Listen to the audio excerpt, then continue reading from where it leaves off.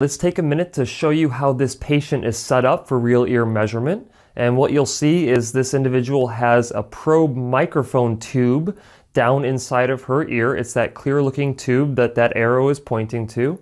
She's also wearing a hearing aid that is down inside of her ear, and it happens to be a behind the ear model. And what you also see is a speaker set up on the desk. So what's going to be happening is that speaker is going to play sound towards the patient. That hearing aid is going to pick up the sound and amplify at a certain amount inside of her ear canal. That little probe microphone tube is going to pick up that amplification and show it in relation to her prescription on my computer screen in the background. And this is what my screen looks like right before starting the sound coming out of the speaker and before I start measuring it.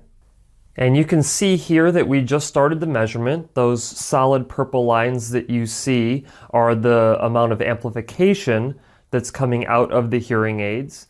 And the overall goal here is to get those solid purple lines to overlap with those hash mark lines.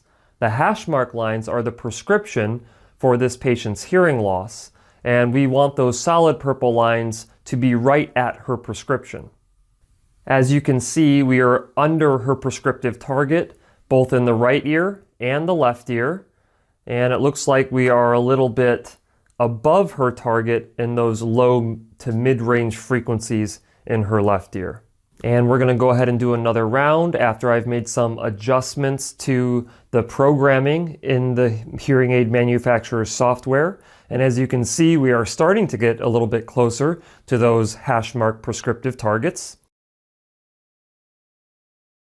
We are still a little bit off on both ears, so we are going to go ahead and do another round so we can get those even closer.